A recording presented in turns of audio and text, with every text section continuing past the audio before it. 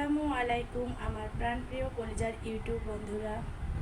অনেকটা অসুস্থ থাকার কারণে আসলে আমি ভিডিও আপলোড করতে পারছি না।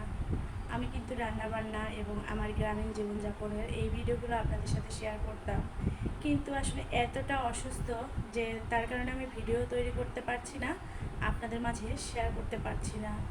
আমার শারীরিক কন্ডিশন খুবই খারাপ, সবাই একটু দোয়া করবেন আমার জন্য। আর যেহেতু আমি একটা চ্যানেল খুলেছি, এখান থেকে কিছু একটা করব, তো ভাবলাম যে না, 1 মিনিটের হইলেও একটা আপনাদের সাথে ভিডিও শেয়ার করি যে আমি কতটা অসুস্থ। আসলে সুস্থতা যে আল্লাহ তাআলা কতটা নিয়ামত, সেটা মানে অসুস্থ থাকলে বোঝা যায়।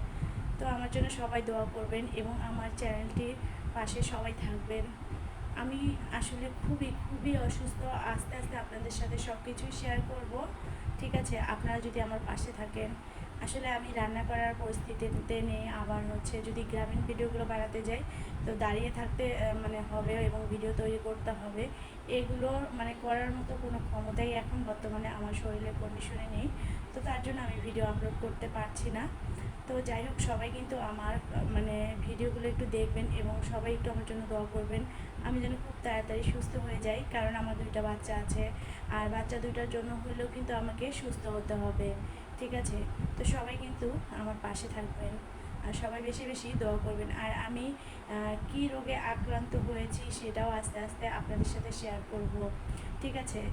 তো আমি আবার আপনাদেরকে রিকোয়েস্ট করে বলছি, আমার শরীরের অবস্থা এতটাই খারাপ যে আমি আপনাদেরকে মানে না বলেই থাকতে পারছি না। তো ভাবলাম না যে খুব ছোট্ট একটা ভিডিও করে হলেও আপনাদের সাথে শেয়ার করব। অবশ্যই যদি আমার এই ভিডিওটি আপনাদের মাঝে ভালো লেগে থাকে, আপনারা চাইলে আপনাদের বন্ধুদের মাঝে এই ভিডিওটি শেয়ার করতে পারেন। আর যারা আমার প্রাণপ্রিয় অডিয়েন্সরা আছেন তাদের কাছে আমি বলছি, অবশ্যই আমার এই ভিডিওটি ফুল ওয়াচ করে দেখবেন এবং সবাই লাইক কমেন্ট শেয়ার করে আমার জন্য দোয়া করে পাশে থাকবেন। তো আর কি বলবো বলেন, এতটা অসুস্থ। আর গত 2 থেকে 3 দিন ধরে আমি হসপিটালে ছিলাম।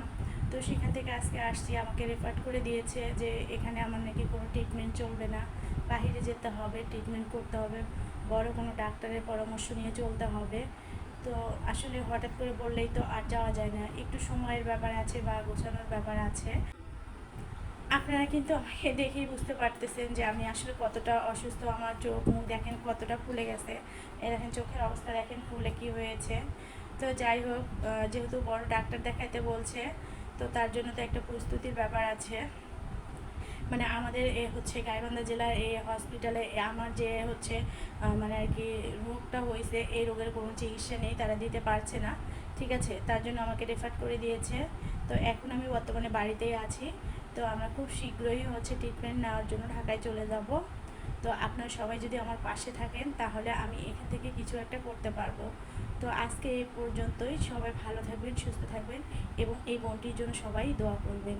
আল্লাহ হাফেজ।